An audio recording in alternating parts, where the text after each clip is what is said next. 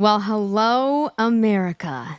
Hello to all my friends. Thank you guys so much for those of you who came over to join us to talk with Nate. Now, if any of you who are just like popping in, Nate lost 300 plus pounds. 300 plus pounds. I mean, his story is absolutely ridiculous. We are actually going to do a part 2. All right, I am going to bring in the one and only Elevate with Nate. You are live, Nate. Your story is crazy. Hello, everybody. Hello to everyone. Now, you know, people have been sending me some questions, but you know what the first question I'm going to ask is, because everyone is asking. You know what it is? Ozempic, Ozempic, Ozempic. It makes you skinny fat. It eats away your muscle and destroys your skin. Is that the price you paid to be thin? Now, I already know the answer to this, but everyone wants to know, did you use Ozempic?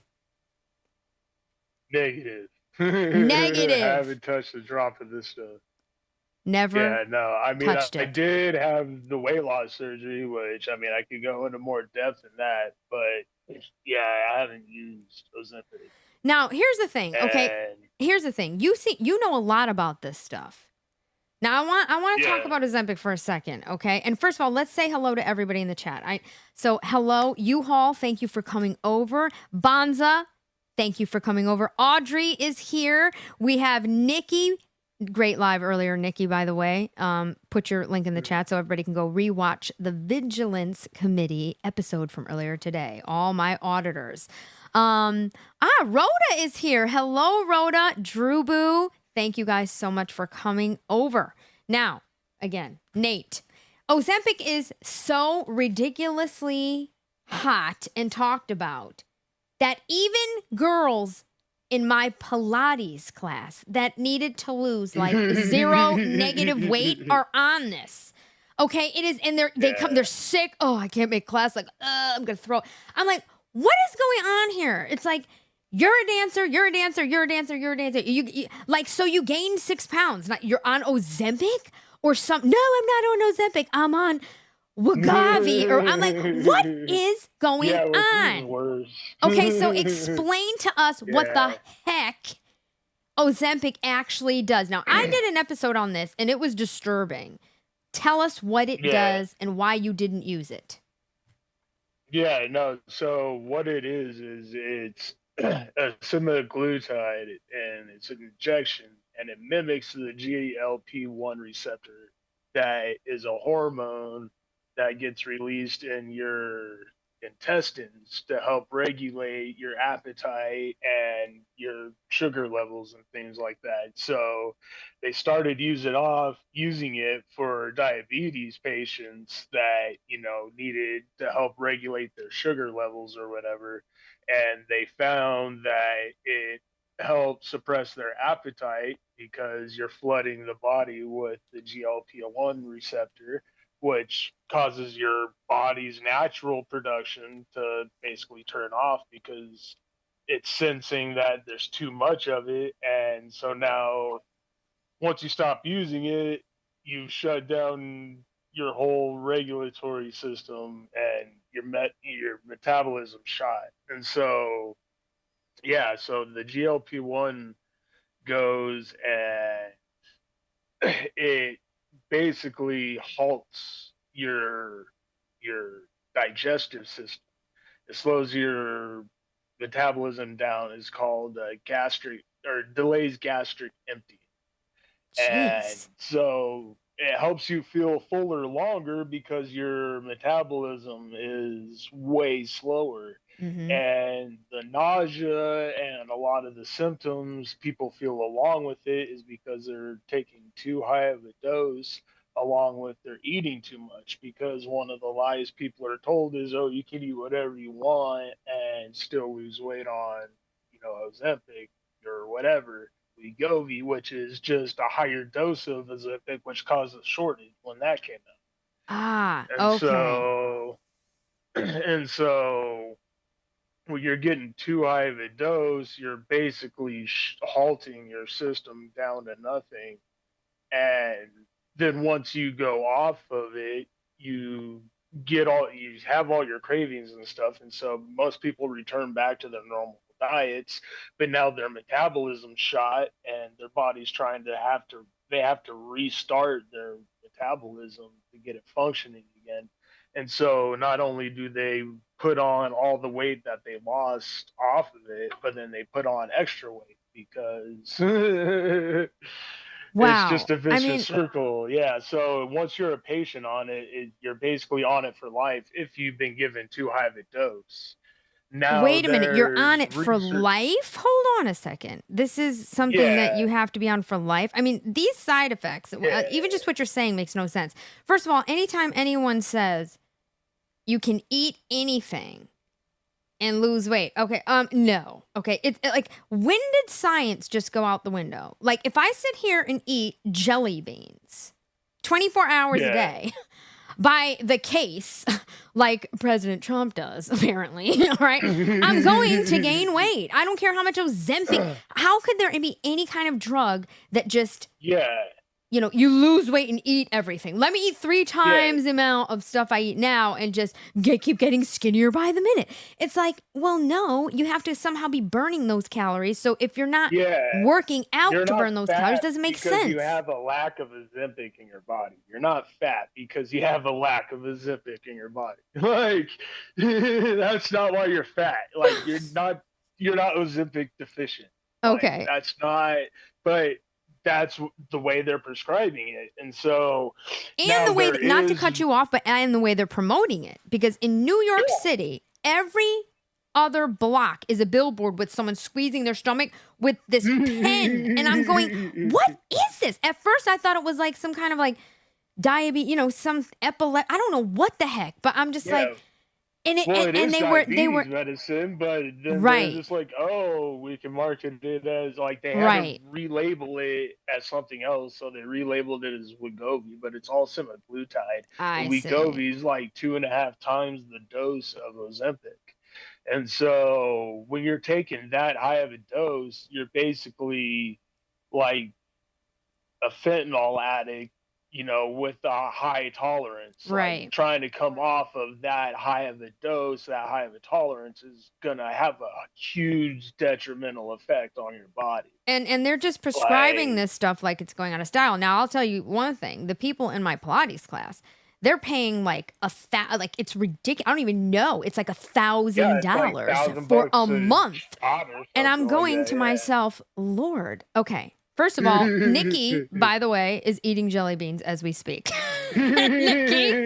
All right, let's take a couple of questions. So you did not take Ozempic. Let's get that Yeah, out no, of the no. way right now. And as I you can see, had we know I why. had I had a procedure called VSG, which is vertical sleeve gastrectomy or whatever, which is where they go in, they cut out a chunk of your stomach, and then they staple it up, make it about the size of a small banana. And Mm-hmm. then for about 2 years, you're sensitive to sugars and stuff. You have to follow a real strict diet. That doesn't mean all of a sudden your cravings go away. Like you still have to fight those cravings as if you never had the surgery. You still have to go through all that, but now Right. you're You losing weight, and with the weight loss, you're dumping all the excess hormones and toxins that are stored in your fat cells into your bloodstream, which puts you into postpartum depression. And so you're basically going through postpartum depression while you're going through rapid weight loss the got whole it. time. So Got you're it. battling yourself mentally plus the physical stuff. But you still So have to you do the really have to work. be motivated. Yeah, you really have to be motivated, and you really have to adhere to like the strict diets and stuff, because there's horror stories of women getting the procedure and leaving the hospital, stopping at McDonald's because they have cravings for McDoubles or whatever. They get 6 cheeseburgers, they eat 4 of them, and then they rupture their stomach, and now they're leaking gastrointestinal juices all on their insides, and that can lead to death. Like that's I get it. it's yeah, it's literally taking the bumper rails off. I get it. Essentially, it's like if you don't follow the rules, you can die. Okay, hold on. Now we have So some questions in the chat, and I'm gonna go to Bonza's question here because it's pertaining, and then I'm gonna go backwards because there's a couple other questions, but this is pertaining to the big food industry. So thank you, yeah, Nikki, for putting this up. So Bonza says, do you think big food is guilty for unhealthy, wait a second. Oh, unhealthy diets of Americans? oh, 100%. Mm-hmm. 100,000%. Like big pharma, big food, they're all tied together Right. because big pharma needs you to eat the shitty food to become dependent on the medicines that they're trying to promote. And so they feed you the toxic stuff that's going to lead you to become a patient. And then once they got you as a patient, a lot of times they got you forever, depending on what type of stuff they put you on. And that's ultimately their goal, because if they can sell you, a private label medicine for the next 3 to 5 years at $1,000 a shot, make all the money off of that before you can get a generic, shot or dose or whatever Mm-hmm. off of it and get your prices down, then they just made all their money. They made all their investors happy. They made enough money to invest in the next product thing that they're going to launch. And so they're like, okay, generic, Right. free It use or whatever that right. kicks It's like in. fat, And sick, and nearly they dead. move on to the next thing. Right. Yeah. It's Yeah. all So, I encompassing. mean, that's the one thing Kennedy is trying to get in and fix. I mean, He that's one thing is. I'm excited for. And Nikki and I have talked about Yeah. that. He is trying to get this in control because this is out of control, this country. It's just like in the interview I said to you, you go to any town and every single thing is right in front of you. It's like being an alcoholic and living inside of a bar. So 7-Eleven, Quick Check, every burger joint, McDonald's, Yeah. this Taco Bell, every fast food, every burger, every Like everything is all anything, processed. It all has, and it's all right there, and it's very like difficult. When you go to other places, like I've never been to Italy or any like Europe or anything like that, but a friend of mine yeah. who, she's not overweight.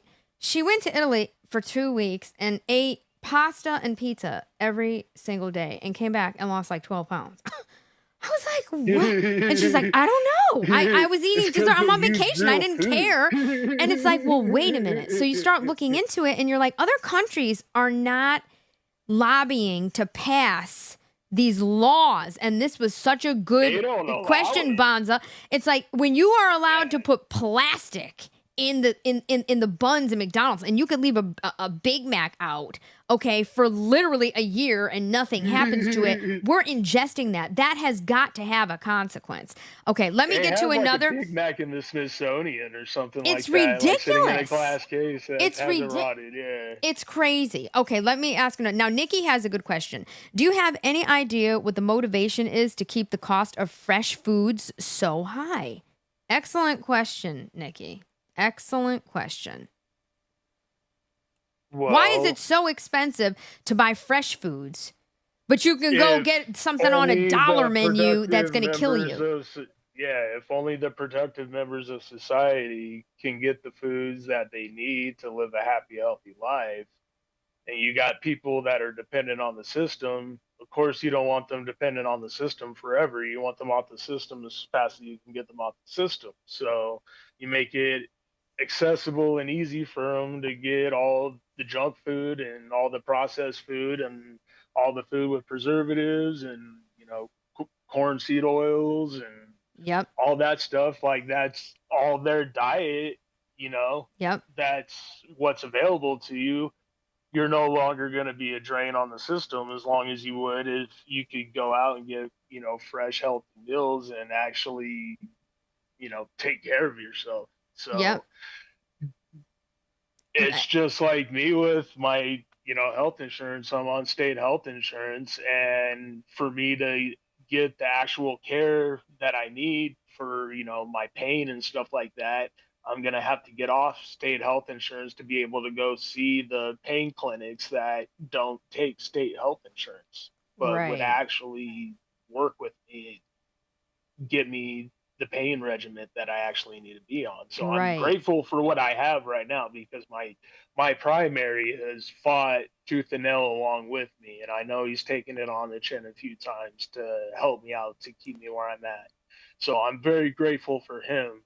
But at the same time, once I get back to making money, then I'll be able to afford the health care I need, and then I'll feel better. And It's yeah, it's it's but the healthcare system here is just so backwards. It's mind-boggling. That's another question. Now, in pertaining to this, MD 999, where was that question that I saw? Oh, MD 999, thank you, Nikki, says, why is everything we eat in America so much healthier everywhere else? Which is what we were just talking. Exactly. yeah, Exactly. well, they Different have like laws. rules and mandates and laws where you're not allowed to have this garbage in your food. So you look at a chocolate bar over in Europe compared to the same chocolate bar here, the list of ingredients 10 times longer on the, chocolate bar here than it is over there, Yes. and it's because they're not allowed to have all those corn seed oils and stuff like that in. Correct. So yeah, Correct. it's Now, here's a really good question from Audrey Camp. Hey, Audrey. What do you eat daily? That's a really good question, because for somebody that was 500 plus pounds to where you are now, you had to make some serious changes. So yeah. what is it what do you eat daily? What Yeah, do no, you I eat daily? mean, it's a lot of protein. Once you have the surgery, they tell you, you want to have more protein than normal, especially if you keep your stomach on the smaller side. Now, if you stretch your stomach back out, then of course you have room for all the protein and the carbs and whatever. But if you keep your stomach smaller, you have to focus on eating your proteins first. So, like, I drink some protein waters. I have protein drinks that I drink before I go to the gym. Mm-hmm. It's 30 grams of protein and like 11 ounces of little whey milk, whatever. So it's more bang in a small package. So, Yeah, absolutely. I focus on those types of foods, nuts for the fat content and nutrients that come from that, but you also get, some protein from that when you eat dinner. Like, I try, like, you can eat healthy if you have to, in a pinch, go to a fast food joint or whatever, because you can tell them, wrap it in a lettuce wrap instead of a bun or whatever. Right. There's some, I mean, you I'm definitely have to the make meat might not changes. be the healthiest, but like, you have to make those changes. You don't have to say bye to bread forever or anything like Right. that. Like, but you have to be more consistent than not. It's a So the lifestyle more you're change. consistent, yeah, it's a lifestyle change. So you just have to commit to it. Yep. Like, Yep. you can still partake, like, in a handful of Starburst here or a chocolate bar here or whatever, like, but you really don't want to allow yourself to do that within the first 2 years, because you're trying to build up the healthy habits. You're trying to stay Correct. away from those old habits that got you in the position where you're at. Got you. But once you develop the good healthy habits, then it's kind of like you just hit the reset. And so it's kind of like being like everybody else, like, oh, I had ice cream, yesterday, maybe I don't need it for the next few days, Yep. or something along those lines. Like, It's definitely work. It's it's like just making those, there yeah. has to be work. It has to be a lifestyle change. I have a question from MMS. She texts me because she's not in the, she says, what does the future look like for you in terms of maintaining your health and continuing your recovery? Yeah, as I said in the episode, I've become a certified master personal trainer. I recently just got all my accreditations for that, because, like, halfway through it, they messed up injections in my back and made the nerve damage in my back worse. Like, in middle in the injection, he Wow. hit, like, they were doing ablations too, so they were shearing off like the nerve endings, trying to make it so there was less pain in my back. But while he had this giant horse needle in my back, like he did something wrong and it caused my whole body to like contort like muscles just to fire and seize up, and it drove that needle like they rushed me down to the ER because they thought that he stabbed me in my lung with it because it was still in my Wow. back when I came up off the table. So like there was like a 2 month period where I didn't do any schoolwork because I couldn't sit up forward to look at a computer screen or anything like that because Wow. just holding the position for too long was too painful. And Right. so I had to bounce Right. back from that. And so, yeah, I know it's again, it's a marathon. You're always going to have setbacks. You're always Yep. going to have things that put you back down. It's just Yep. how you dust yourself up and get back to it. Absolutely. So, like, I've recently just had my meeting with the state representative or whatever for disability because after 6 years I finally got awarded temporary disability because they finally got all the MRIs and stuff they needed to prove the extent of the damage in my back.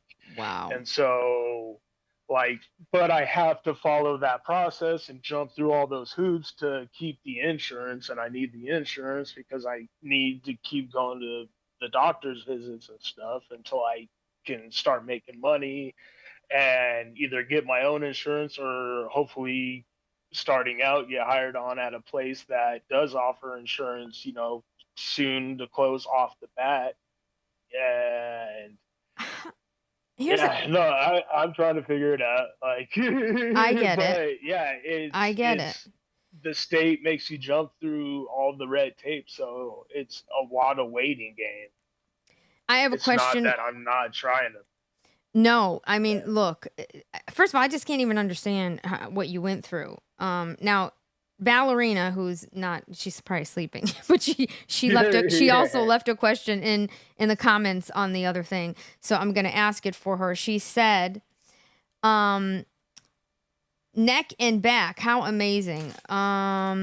Okay, she says, I'm a ballerina in real life, so I understand injuries and pain. How did you do this, considering your neck and back were broken? Yeah, so I mean, I didn't even know the full extent of my injuries until I lost all the weight. And once I lost all the weight, they were like, "Oh, we should have had you in a back brace, like at least the initial point of time, if not the whole time." I mean, isn't Because that it kind of, how turns is it out that they, that, go ahead.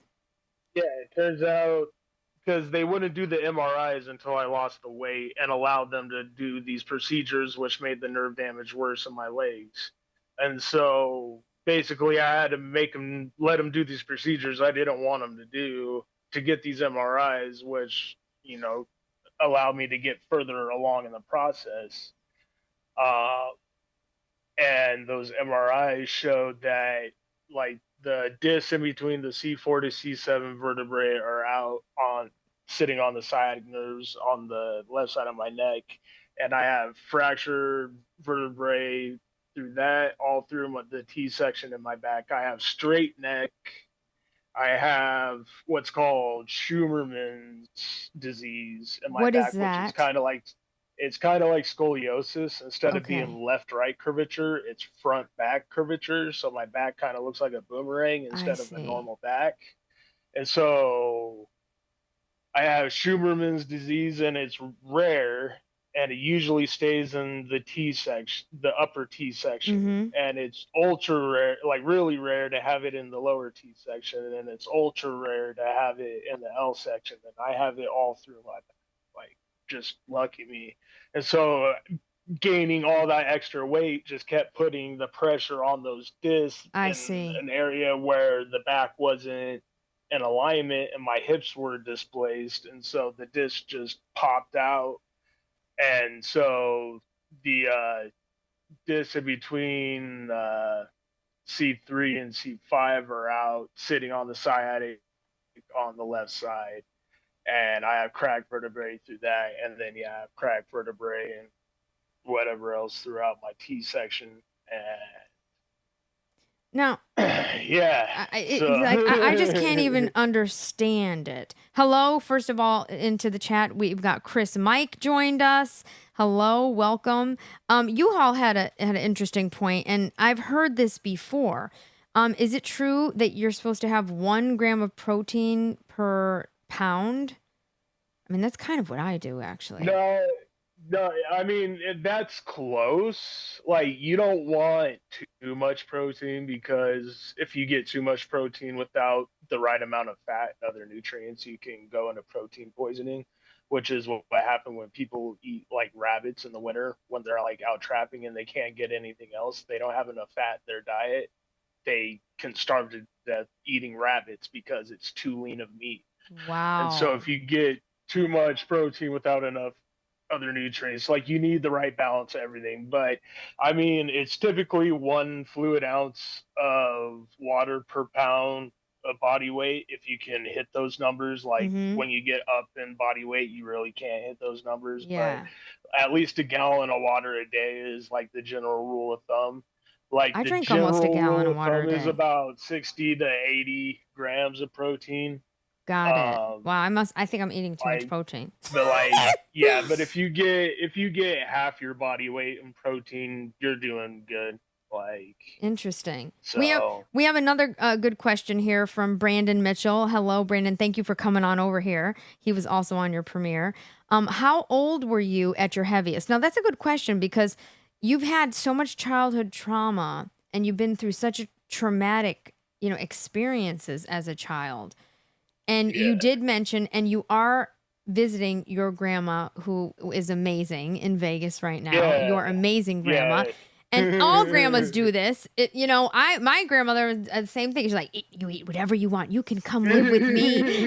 You can do whatever you want. I remember one of my brothers, she told my brother, you don't have to take a bath or anything here. And he was like, oh, this is awesome.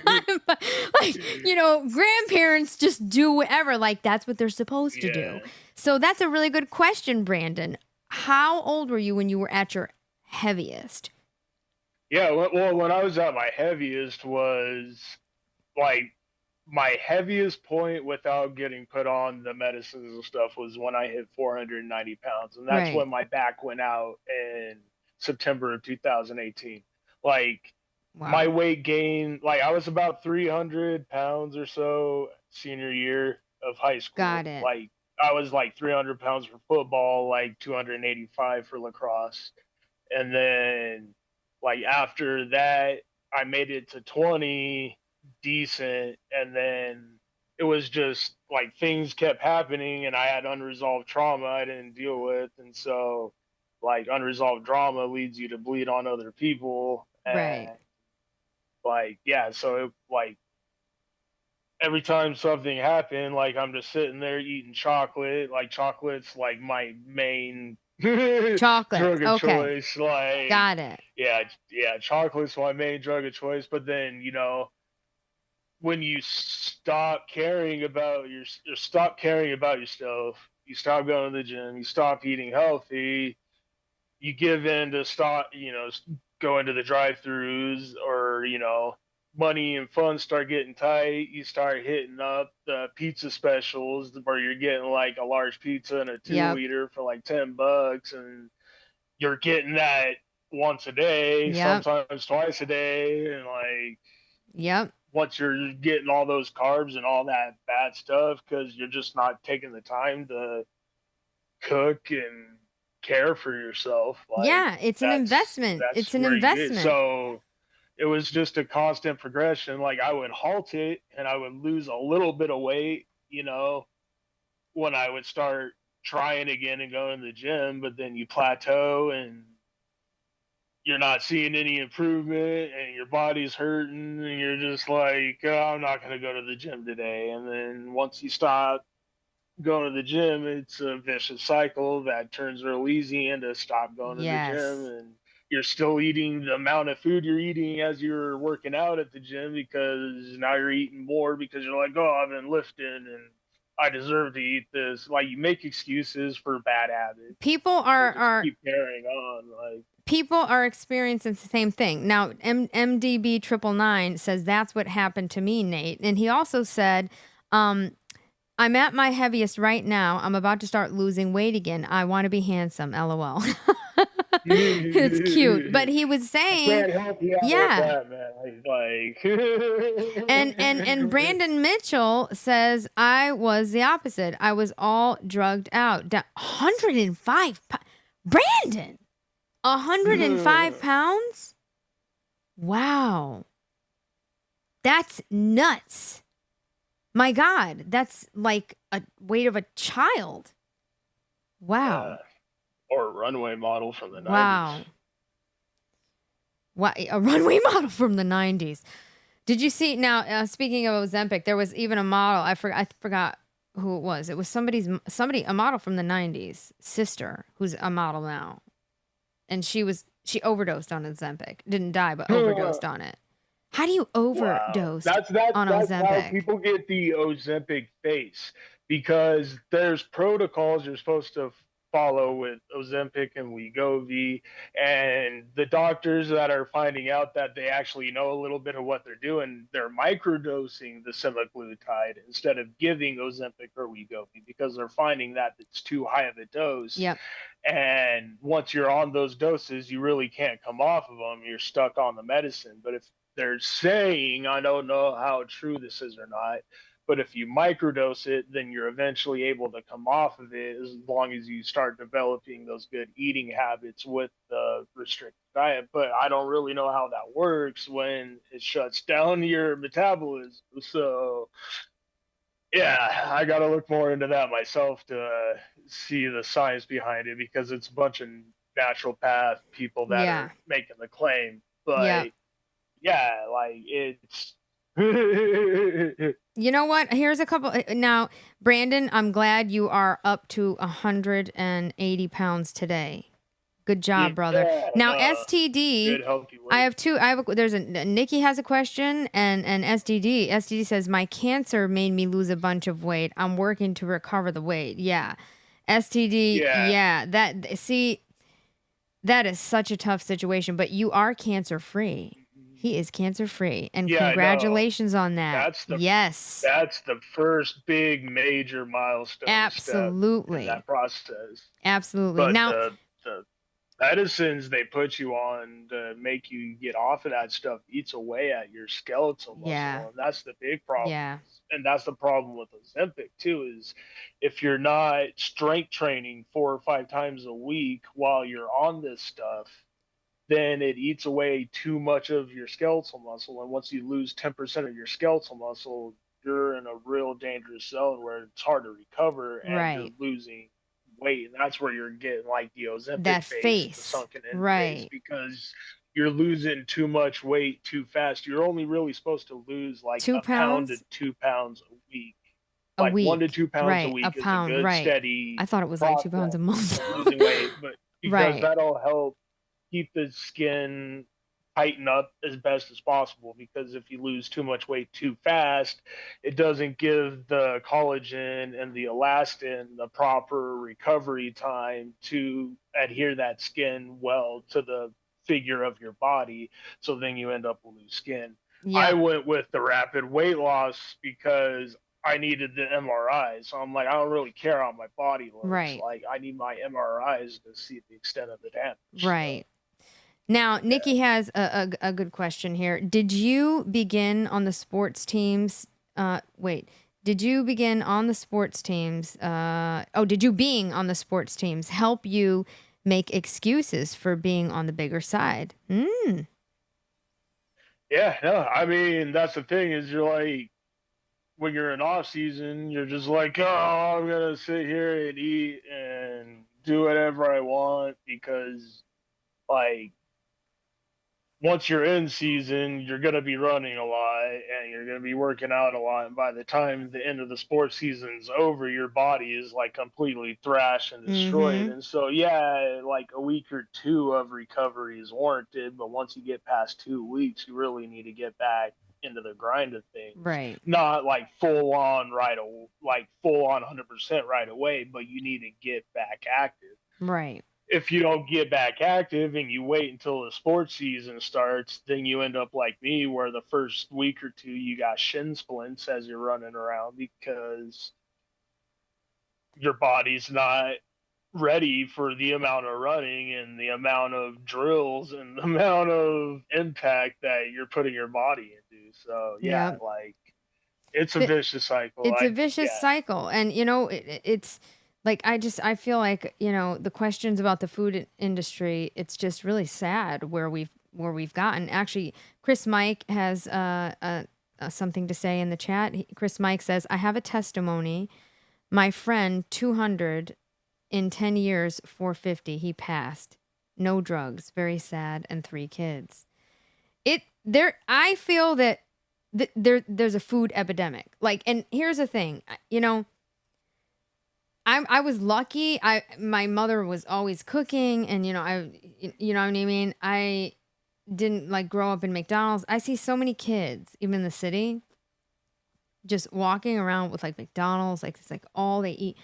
It's if you start kids on these diets, like what chance do they have? I mean, the yeah. childhood Well, and obesity is such a serious problem. It's some crazy number. Like, I don't know the exact stats, but the number of children, the percentage of children in America that are obese is nuts. And when I did it's astronomical. it's astronomical. And here's the thing, ridiculous. when I did the Ozempic video that I had done, okay, Tucker Carlson had an expert on there that was working with the company that created Ozempic, and he was saying that not only is Ozempic like have a lot of side effects, but they've approved it for children 8 years and up. 8-year-olds on Ozempic. I mean, so this is how we fix the problem. Just put an injection in your stomach, and every kid is walking, down the street. I mean, in Manhattan, and I kid you not, there are billboards everywhere.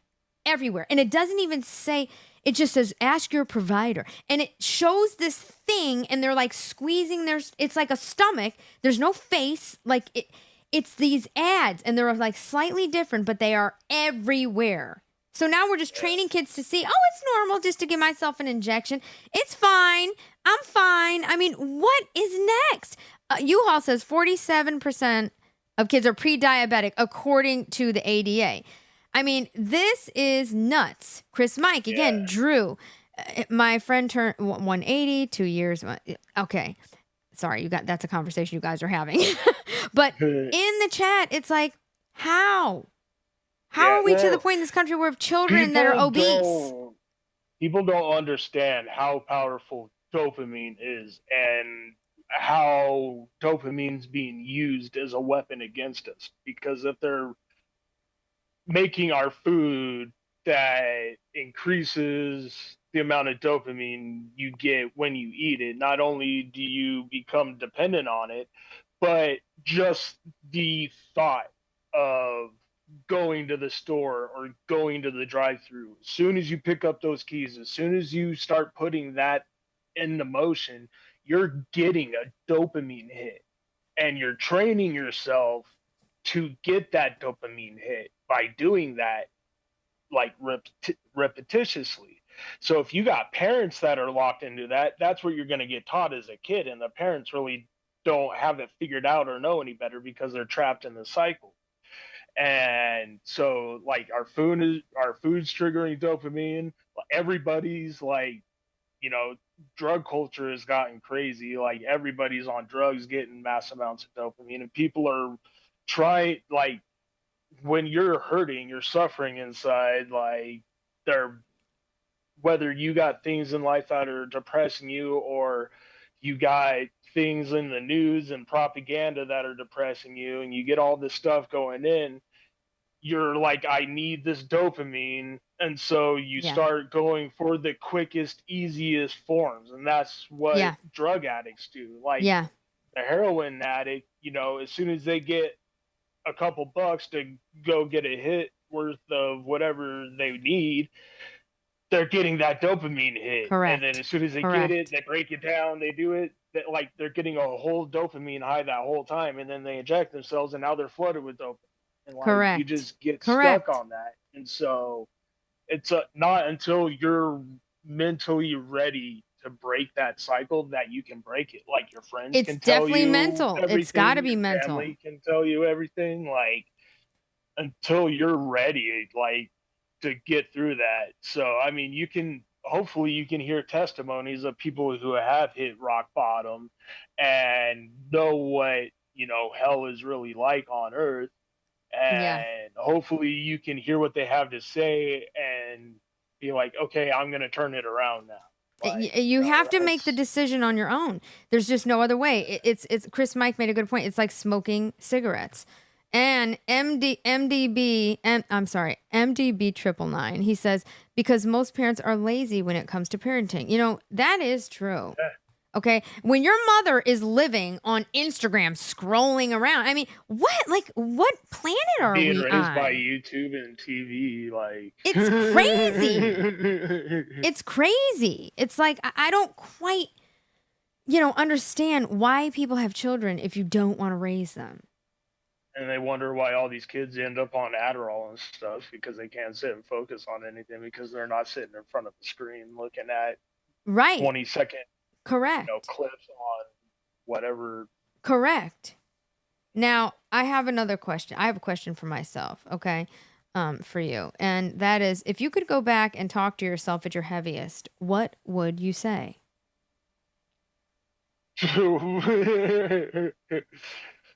Wake the F up, dummy. Like I'd slap myself around silly and like cause I'm hard headed. Like that's the reason why I had to hit rock bottom and pick myself up off of it and climb out of it and suffer, the pain all along the way. Like, you know,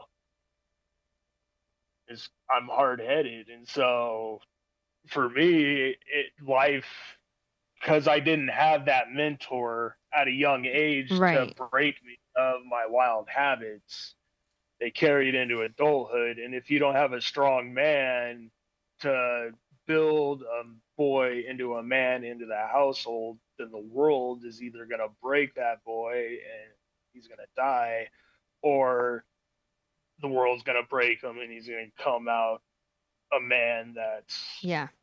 been through the ringer. Yep. Like, Speaking of so, parents, well, first of all, hello to Lux Shampoo. Thank you for joining us. Appreciate you. Billy D is also in the chat. Now, Billy is like across the earth. I always yeah. ask him, what are you doing up? You should be in bed. Let's talk about, oh, wait, MDB 999 says, Nate, I promise I'm going to do my 10 push-ups in the morning based off your testimony. There you go. There you go. I love it. I like that. I love that you're inspiring people. Now, talk to me That's about all I could hope for. tell us about your relationship with your family now. I mean, you had an amazing childhood, from the start. It sounded like a picture perfect thing. And Yeah. I think that that's healed and that's an amazing thing. And are your parents supportive of your journey right now? How are things in that Yeah, arena? no. Like things are as great as they can be with my folks. Like That's I don't great. say that in a negative way at all. Like, me and my mom, like, yeah, we might get into it here and there, like, but we tell each other we love each other just as much. Like, There you go. and me and my dad, we've gotten to the point to where we tell each other we love each other. Like we haven't really gotten to the points where we have super deep conversations about life or whatever. But you know, up until I was in my early 20s, him and I fought a lot, and Hmm. like it wasn't always nice fighting. Yeah. Like, as I got bigger, got more into a man, then it's man on man going at it, not really father and son going at Right. it. And so I it mean, you're wasn't until like once I moved away, like I didn't really come around a whole lot. I was just down in Portland doing my thing. And like, yeah, once I came back, like I think that time apart and like me experiencing life and what it was really like helped give me appreciation Mm-hmm. for the things that he does do and Mm-hmm. see from a different perspective why he is the way he is, Mm-hmm. and not like there's certain things I really can't hold against him because I went through it too. And if I didn't have the loving mother to instill that empathy and that nurturing and that caring in me, or that caring in me, like I would be just as lost as he was, Right. and probably still could be. Like there's some quirks that he has that, I just accept his quirks, and I love him to death. Like Well, he's my father. and that's the So thing, it's funny because, parents are people. They're humans. yeah, They're not perfect. humans. You know, it's like I always heard my grandmother saying stuff like that, like to a neighbor actually. And it's like parents are humans. And when you think about it, it's like, wow, you look back at like pictures of wow, you were so young. Like, wow, you know what I mean? Yeah, It's kind of like, right. you realize, wow, you have to, that's why like forgiving and family is first. And you should always Yeah, try to mend, any kind of issues or yeah. hiccups with your family, because family's everything. Family is important. And, Well, the fact that they're me and my supporting you sister now, still don't talk, but and you know that what? doesn't mean That I may haven't change. You never forgiven know. her. Yeah, You that never doesn't mean I know. haven't forgiven her. I have forgiveness in my heart for her. Like it's there, but she's still playing the victim in it, and she's saying that I have to come and apologize to her first, and this and that, and this whatever. She still hasn't taken any accountability of what she's done to my life. Yeah. And until she takes that accountability and comes to me and is like, "Nate, I'm sorry for the role I played and what happened." Like I have forgiveness in my heart. I'm not going to shut her out completely, but I'm also not going to allow her to make me a person that I don't like being. Yeah. And the person I become around her is I, I become an asshole Yeah. because I can't put up with her manipulative tactics and the way she treats my niece and the way she treats my brother-in-law. But then my brother-in-law is Captain Save-A-Ho for his wife, and Right. yeah, It's so. it's it's But the love is there. I wish the communication was there, but the way she goes about talking about my parents, the way she goes about talking about me is not acceptable. And until she makes those amends, like I can't go out of my way to fix that. She's yeah. already done too much damage to me.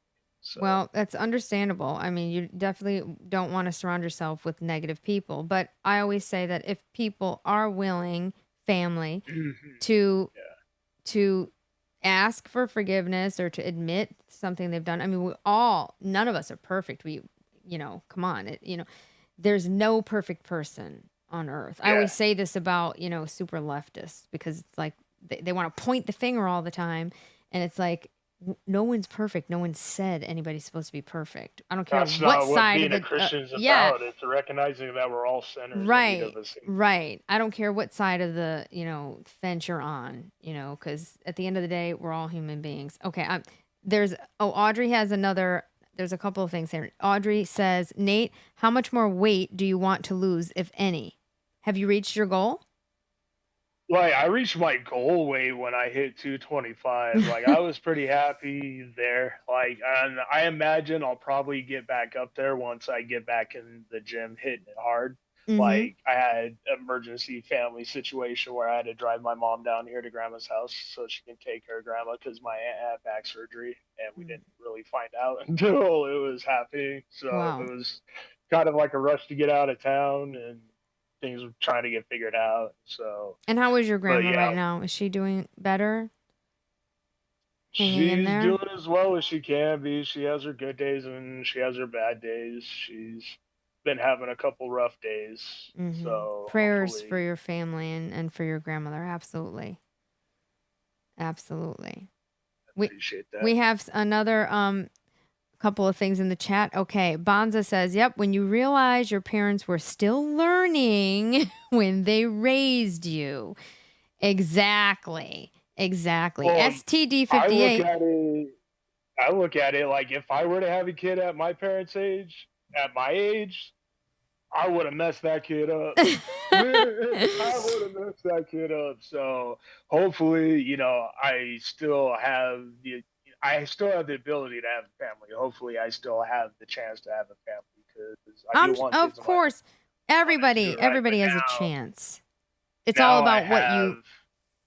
The wherewithal to actually raise a good family. There you go. Now, STD58.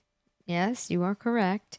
Now, he has a wild story. He says some families are irreparably dysfunctional. Now, that is very, very true.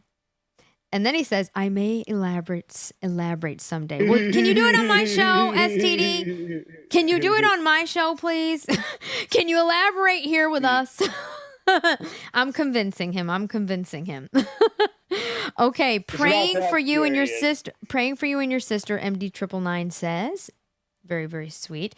And he also says, that's what I did. Mending issues with my family made me get fat again. LOL. Oh, my Lord. Well, we don't want to do that, okay? Oh, my Lord. Okay, now, there's one more question. This is a question for me. It's how did you handle plateaus or periods where progress seemed to stall? You know, people talk about that a lot when they're losing weight. It's like they get to a point where initially you're losing. You know, they used to kind of like show this on like The Biggest Loser with like Jillian Michaels, who's now a right-wing person. But I used to watch some of those episodes and I was like, interesting. It's when you hit a plateau, which is actually, it happens no matter what level you're at. Because if my Pilates class, I'm not going to mention any names. A 2-year plateau. Like a 2-year plateau. Yeah. Because plateau could be like your last 5 pounds too. So how do you know, so you had a 2-year plateau. Now, how much did you weigh at that plateau of 2 years? Like, that's when I hit and was maintaining 225. And I was like, okay, this is probably going to be my lowest weight. Like, I'm not really expecting to get any lower than this. But then I had the injuries and stuff to my legs that kept me out of the gym for a couple months. And, you know, I haven't been strength training at the level that I was strength training at. I've still been in the gym, but consistency is key. And so I'm not pushing the plates that I was pushing. Got it. You know, Got it. So I'm still trying to get built back up to that level. So I imagine once I get back up to that level, I'll probably be back around that 225-ish. But, you know, I've still been doing my diet, still been hitting the gym, make sure I'm not losing too much muscle skeletal, you know, and so not easy. It's when you hit those plateaus, especially if you're going through rapid weight loss, if you're going through the bariatric process, and you start going through those rapid weight loss periods, you're having all those toxins and hormones stuffing into your system. Right. Now you're in postpartum depression. Now you're hitting a plateau. So now you have your anxiety and like you're borderline having a panic attack of like, you know, when they first start happening of like, oh God, like I did something, you know, I stopped losing the weight, because you think of a plateau lasting like a week or two. But then once it starts lasting a month or 2 months, like you really start, you know, freaking out a little bit. And it's just, for me, what really helped me was joining, you know, a couple of bariatric support groups and like in Facebook and whatnot, because I was able to go in there and be like, hey, these are the things that my body's feeling right now. This is where my head's at. Like, can anybody relate? And then you just get boom, boom, boom, boom, boom message of like, oh yeah, this is that. Like, you get that encouragement. You get that, you know, support. It's support from someone who's been there. Yeah. Like, you could go to a personal trainer, and if they've had a six pack their entire life and they've never really understood what it's like and what it feels like on your body to do some of these exercises that they might try to get you to do, and they're tearing up tendons and ligaments and stuff because they're making you do things that your body can't handle with that amount of weight. Like, Mm-hmm. you can get yourself in a dangerous position. So people tend to not listen to people like that when they haven't experienced it. But if they hear something come from someone who has experienced it and has experienced 10 times, where you're at, whatever, then it's like, oh, you actually are speaking from experience. You're someone that I can obviously see the credible results. Like, you must know something of what you're talking about. Plus, I can trust you to understand where I'm at when I'm saying I can't breathe, I'm hurting, like this is hurting too much. Can I try doing this instead? It's not always someone trying to be lazy and trying to get out of doing the exercise. It's because they don't have the upper body strength or the strength around their shoulders and whatnot to be able to do full push-ups, and they want to Right. try to do them from knees or Speaking of some that, other form. at what point did you start actually doing the weight training? Because if you're at, nearly 500 pounds, I'm assuming you have to get to a certain weight before you can Yeah, actually no, it start lifting weights. wasn't. Because can't you severely hurt yourself? I mean, Mhm. lifting weights and being that heavy, how do you even have Yeah, proper form and stuff? yeah, How does no, that the work? absolute best thing you can do, anybody can do, and the most number one necessary thing to do before you even set foot in a gym is get out and start walking. Yeah, walking. Walk. Get Yeah. out and walk until you can do about 2 to 3 miles without having to stop or whatever. Like, if you have a halfway point where you take a sip of water and breathe for a couple minutes, Mm-hmm. whatever, fine.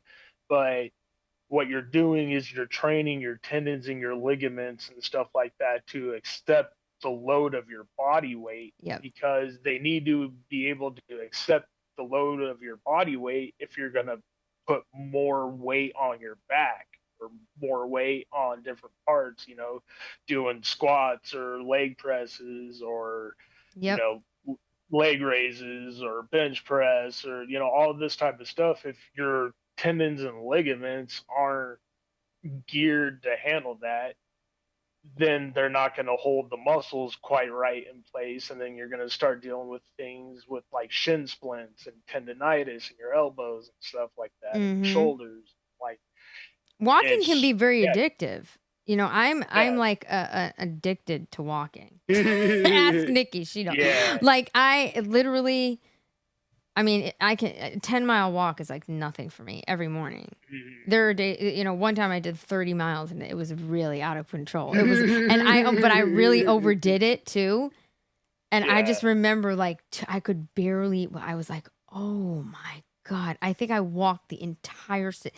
Like I don't even know. I was just on a Oh, that's when mission, your pee starts looking funny and I'm colors too, like, because your muscle starts breaking down. oh my god! I walked. I don't know how many thousand. It was like well over. It was like 30,000 and more than Yeah. steps. It was like all day. I'm like, wow, I walked all the way uptown to 100, all the way downtown, went to the water, all the way to the west side, all the way to the east side, back again, down again. It was just like, I'm like, couldn't stop. Like for me, like at least 5 miles a day. And I walk really fast, so I could do it kind of quickly, but it Yeah. feels better at 10, but it also can get addictive. Like working out can also get addictive. Um, Bonza says, that's my battle. I'm losing muscle mass in my shoulders and I can't bench press anymore. So I'm considering a shoulder. I'm concentrating on shoulder exercises. It's so much Mhm. balancing when it comes to your body, right? I'm sure Yeah. people ask you Well, these questions all the time. Well, I would recommend at that point using like resistance bands where you Mm-hmm. can really gauge the amount of resistance and tension you're putting on your shoulders and starting to build up muscle around it that way. And then move to like cables and stuff before you move Mm. to free weights. You know, just kind Yep. of progress it, step it up. Like for me personally, because of how bad my neck and my back are, I don't do squats. I don't do bench press. Right. Like I do leg. I sometimes will do, um, you know, Extensions? Do you do? extensions and Mm-hmm. stuff, but I don't do it with a lot of weight. Like I Got it. just do it for to get those areas of my body moving in that motion, essentially. Interesting. Like, you know, I do a lot of weight on cables, like cable flies and stuff like that instead Mm-hmm. of bench press. There's ways to work around your injuries to where you can still put on muscle, look good, get strong, get healthy, but you're not necessarily doing the big show ticket item lifts in the gym where everybody's like, "Oh, you're moving all this weight," like bench Mm-hmm. pressing or squatting or whatever. Like that's stuff I used to do. Like, Right. you know, and it was a lot of Right. fun when I did it, but I learned that you don't need to do that. So, you know, Very if you can interesting. do it because it is good for you. But if you can't do it, there is ways to work around it and still feel good. So, Right. MDB 999. I lost 65 pounds walking all the time in my early 20s. That's incredible. mm, That's incredible. I I mean, I literally love walking. I think it's one of the best exercises, but I also love Pilates. But you know, it's like there's so many fads that run around when it comes to working out, right? You know, well, it's boot all about camps. money. Yeah, boot camps, Pilates, this thing, that thing. Now, Pilates has been around for years. I mean, Yeah, Drew well, will tell Pilates you, is good for you. Yeah. and a lot of people, a lot of football players, NFL players, you know, when they're injured, you know, they send them to physical therapy, and like almost every physical therapy facility in New York is basically a it's basically Pilates Pilates. studio, yeah. Correct. It's a physical And that's therapy the same thing studio, with but like hospitals. yeah. But Yeah. then you have people that are like, well, I can't afford it. It's like, look, there's a thing too that I really admire about you because you didn't make excuses. Do you know how many excuses you could have made? Like you actually did it. And a lot of people mentally just don't they're not ready to actually put the work in. And instead of making Well, they're progress, scared they of make failing. excuses. It's a mental They're thing. scared of This is failure. mental too, more than anything to me. I mean, you would know. Yeah, no, it's the fear of failure, you know, that really drives at people. It's like, oh, well, once you start getting into that, you give into the fear of failure Yeah. and you're like, okay, I'm allowed to fail today and I'm allowed to skip the gym today because, you know, I'm just not feeling it, but it is a day I'm supposed to go. Then it makes it easier to skip the next day. Then it makes it easier to, you know, it's just a vicious cycle. Right. So, like, people get so caught up in that fear of failure that they don't really focus on allowing themselves those healing days. Right. So you can make a schedule out and be like, okay, if I really need to take tomorrow off to heal or whatever, then I need to do double the work the next day, or I need to modify the rest of my week so and so to make up for this. It's not allowing yourself to take the day off, it's just loaning yourself the time off that you're taking away from the rest of your week, Yep. essentially. So there's still ways to hold yourself accountable and allow yourself to take a day off without feeling like you're failing yourself, Right. because once you fail yourself that one time, once you quit that It's a one vicious time, cycle. then It's a it's vicious just, cycle. yeah, Now, another yeah. thing, Drew Boo. Now he's a professional dancer, athlete. I mean, it goes on and on. I can't. His resume is like 3 miles long. Drew Boo says starring in Pilates. my famous he Broadway says play. he says Pilates was first invented for injured dancers. Wow, I didn't actually know that it was invented for injured dancers. I mean, I have a Makes sense. reformer. I mean, I can't live without it. It's like, I don't know. It's definitely now, Drew. I have a question for you now. Is there a major difference? I do reformers Pilates. I have Pilates, with a reformer, and I have a chair, a Pilates chair. Now, some people will make the excuse that mat Pilates isn't as hard. Now, I've done mat Pilates, and I think it's harder. You tell me. Let me know in the chat. You know what I mean? I Talk about Pilates. Have you done Pilates? Okay. I haven't done a whole lot of Pilates, no. I just know that Pilates is far superior to yoga. Far superior. It's actually there's not. Reasons for it. Yeah. There's reasons for it. I don't need to get into all of it. There you go. There you go. Far superior. I'll just leave it at that. Nate, I have one more question for you. Anybody that's listening that is in a situation where, they want to lose weight, they want to, first of all, Drew Boo says floor Pilates is harder. I agree. Like MD999. MD999 is on a journey. What would you tell anybody that is in a place where they know they have to do it, they want to do it, but they just can't make that first move to start their journey to being healthy? Because at the end of the day, all of this nonsense, Hollywood, all of this, it is not about that. It's about being healthy. It's about why are so many children diabetic? Why do we have obesity in children? Why do we have so much obesity? And like Nikki was saying earlier in the chat, it's like everything is against us. It actually takes work to eat properly. It's ridiculous. It really is ridiculous. They make it hard because in America, our lifestyle is fast, hurry up, work. And, it's difficult to find time, especially if you have a family. And they make organic foods more expensive. So we're paying more to have no chemicals. I mean, everything is so backwards here. So there's so many challenges for people out here. And I understand mentally how it could be difficult to make the first move. So anybody listening that's in that state, what does it actually take? What would you say to them? Well, first it takes mentally deciding that you want to make a change. And Number you one. have to be like, you can hit that multiple times. It's a cyclical thing. Like you fall out of it, you fall into despair or whatever. Then you finally get to a place where you're like, okay, I want to start doing something about this. You fail, whatever. Some people don't seize that moment. But once you're in kind of that mindset where you're like, I want to do something about this, then you have to set yourself up for success and wins throughout your day. So if you need to wake up, set your alarm at a certain time, make sure you wake up. And the first thing you do when you wake up, make your bed.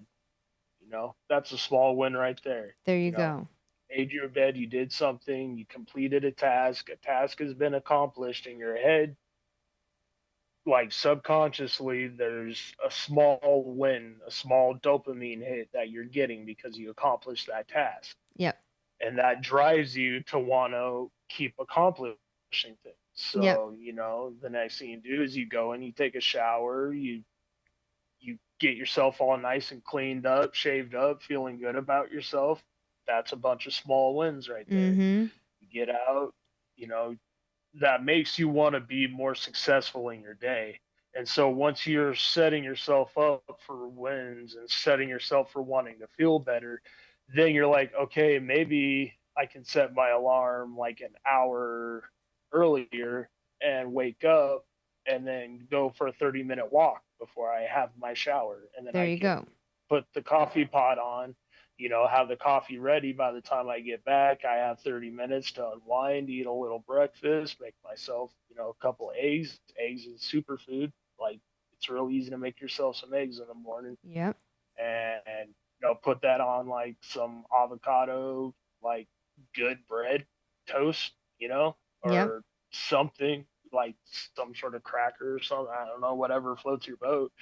But just making those healthy decisions, then you're like, oh, I'm feeling even more better. And I'm starting to notice that my clothes are fitting a little better. And I'm noticing that maybe some of the pain that's in my knees is gone, because for every 1 pound you are overweight, that's like an extra 5 pounds of pressure on your knees or more. Wow. Like, you know, depending on how much you're coming down on them. Right. So yeah, it's hard work, once dedication you start, yeah, equals it's results. just small wins, and then you just keep building on it, and it's just, can I go an inch further? Can I do it, you know, 30 seconds faster? You just challenge yourself to do it a little better each time. It doesn't have to be perfect. You just have to try, right? Yep. And just aim to do it a little better each time. Yep. And well, you you've done it. You realize that it's a marathon. So. Life is a marathon. You know, my father's been telling me that for years, and I'm like, oh. Be patient. I'm like, oh God, I'm starting to realize, yeah, it is a marathon. Oh my gosh. Okay, Drew Boo said we could do this all night. Next time we talk intermittent fasting. Okay, we are definitely going to do a part 2 on this. I have more questions. Guys, if you have more questions, either email me or leave them in the comment section on this actual video, and I will go through everything. MDB999 says, I would have made some excuses. So good on Nate for real. Yes, you are a warrior, Nate. For real. Mr. Nicky. Now, Chris Mike said, I wouldn't suggest lifting weight or walking too much if you are large. You can hurt yourself. And then Mr. Nicky, he said in heels. I think he means go walking in heels. Oh my gosh. Now, one more note from Bonza. Yes, culture has made it acceptable to eat poorly. Yes. The odds are definitely against us all. It is not easy. I do hope that RFK makes some changes with the Food and Drug Administration, because the things that they lobby are literally killing us. And, you know, it's like, it's funny because everything on labels have gotten smaller and smaller. It's even difficult to actually understand what is in the food that we're eating. So basically, it's not even practical, because you'd have to just not eat anything processed. Now, unless, like Chris Mike said, start farming. Yeah, start farming, make your own food, and then make your bed. Okay, Nate, thank you so much for allowing me to be a part of you telling your story. You have done the unthinkable to lose over 300 pounds and maintain it. Bravo, my friend. Now we'll have to do a part 2. Drew has some questions, and we're going to talk intermittent fasting on the next time. And on the next round, I want to talk about girls and relationships and how your weight affected that at your largest and now. You ready for that? Part 2. Yeah. Okay. Thank you guys so much. Let's do it. Thank you guys. Thank you, Nate. Thank you, guys. STD, you're up next, my friend. I'm not letting you off the hook. Thanks so much. Thank you all for being here tonight. I will see you on the next one. I'm DiBRAVA. See you next time. Thank you, everybody. DiBRAVA on the mic. Speak the truth and light. I'm DiBRAVA. Here to bring the news with a touch of comedy and a hint of blues. Culture Club USA, we're here to amuse. Showing you the mirror, no time to snooze. Madness in the world, it's all around. But through hip-hop, we'll break new ground. Speaking truth, making our sound. In this crazy world, we'll stand our ground. DiBRAVA on the mic, speaking truth and light. Culture Club USA, shining bright in the night.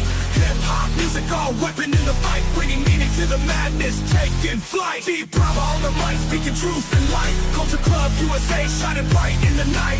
Hip-hop music, all weapon in the fight, bringing meaning to the madness taking flight. From the streets to the stage, we'll make a mark. Spit in rhymes that ignite the spark. Speaking for the voices, leaving a lasting mark. In this world of chaos, we'll leave a lasting mark. Through comedy and music, we'll make a stand, bringing awareness to every land. Culture Club USA, we'll expand our message of unity hand in hand. DiBRAVA on the mic, speaking truth and light. Culture Club USA, shining bright in the night. Hip-hop music, all weapon in the fight, bringing meaning to the madness taking flight. DiBRAVA on the mic, speaking truth and light. Culture Club USA, shining bright in the night. Hip-hop music, all weapon